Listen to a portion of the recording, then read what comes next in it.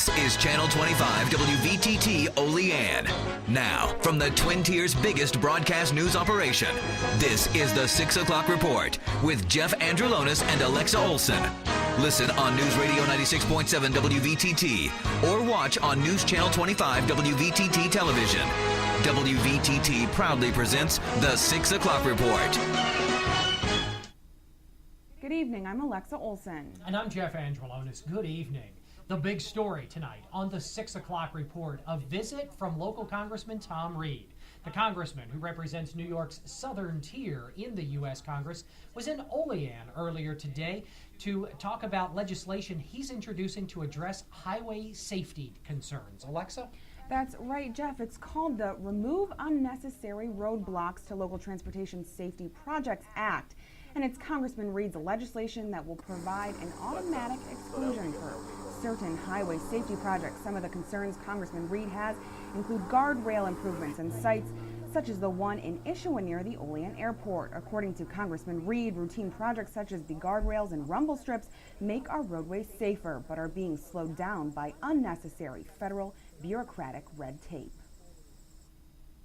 We're here to observe a project that we're talking about down in Washington, D.C. that should be exempt under these categorical exclusions for these paperwork requirements that cost real dollars that prevent us from actually putting the dollars into the projects.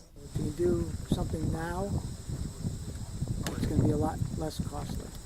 Labor, time, materials, equipment, all will be much lower. In the process of dropping a bill to recognize these safety enhancements under this categorical exclusion, and it's an expansion of a process that we did successfully under the recent legislation that became law, the MAP 21 highway bill. I mean, you can see this thing, you can just wiggle this here, and this should be repaired. You slide off, you're hoping that this is going to prevent you from going down that gully. I don't think this would in this condition. Granting an exclusion to these projects will save local government time and local taxpayer dollars. It's a big number, a very big number, $16 trillion. The U.S. Treasury Department this week announced that the U.S. national debt has reached $16 trillion for the first time in the nation's history. The announcement came just before the Democrat National Convention convened earlier this week. That big number could be a determining factor in the presidential election in November. Congressman Tom Reed tells us he's worried that the fact that the country's national debt has reached such a large number, and it's a dangerous milestone, adding that $16 trillion is a very real number, a very scary number, the congressman says, and one that we have a responsibility to address.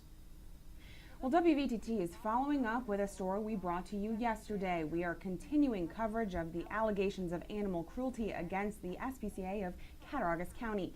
Tuesday and Wednesday, protesters were outside the building with signs that said animals suffer here. WVTT spoke with protest organizer Morgan Dunbar. She is also the director of Animal Allies of Western New York and a journalist with the Niagara Falls Reporter, who was very concerned about the state of the facility.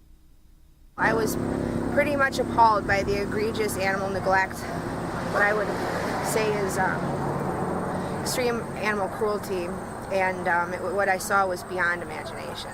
No one is in charge of these animals on a day-to-day basis. There is nobody held accountable for the things going on here. You know, this whole point of doing this is to show the community that it's finally time now to speak out. Thomas Smith of Emporium has been indicted by a federal grand jury. A 2-count indictment was handed down yesterday and announced by the U.S. Attorney's Office in Williamsport. Local charges against the 58-year-old are expected to be withdrawn as the case will be handed over to the FBI.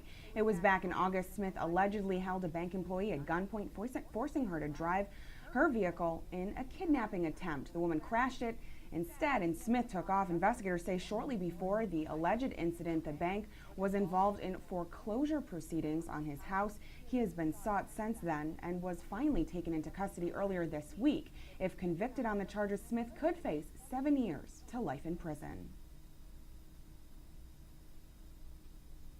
Also out of Cameron County tonight, a police chase leads to new charges tonight against 35-year-old Jesse Kaufman of Emporium.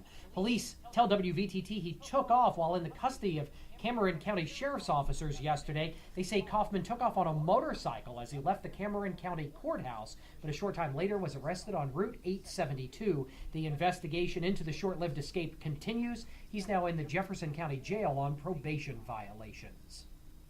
A second sentencing for a Gary, New York killer who killed 2 people back in 2001. A judge sentenced 41-year-old Gregory Pattinson to 25 years to life in prison yesterday. He pleaded guilty to reduced charges of manslaughter for the shooting deaths of Richard, Alicia, and Johnny Houston. At his court appearance yesterday, Francis Tony Millard waived a formal preliminary hearing on drug charges and weapons violations. The Ridgeway man faces a total of 46 counts that include attempted murder, arson, and other charges. A formal arraignment is set for October 1st at the Elk County Courthouse in Ridgeway. A preliminary hearing has also been set for next month on charges the 58-year-old allegedly planned to sell drugs that were in his home with a woman through a telephone conversation from the Jefferson County Jail, where he's currently housed. This year, Pitt Bradford is welcoming its largest group of international students ever, 3 times as many as came to the university back just last year in 2011. As classes got underway last week, they included 32 new international students from Gambia, Germany, South Korea, Uzbekistan, and Vietnam, but mostly from China. The new students, nearly 10% of the freshman class, bring the total number of international students on the Pitt Bradford campus up to 48. U.S. Senators Charles Schumer and Kirsten Gillibrand announced yesterday that the university at Buffalo, known as UB, will receive a grant totaling almost $800,000 from the Department of Justice National Violence Against Women grant program. Specifically, UB will use funds to conduct a basic research project to study teen dating violence. Senator Schumer says that by utilizing local researchers at UB to understand the causes of these crimes, more teens will be safe from the threat of violence and stalking. Coming up, a look at the weather forecast, and WVTT's World News Roundup is next as the 6 o'clock report continues here on News Channel 25 WVTT.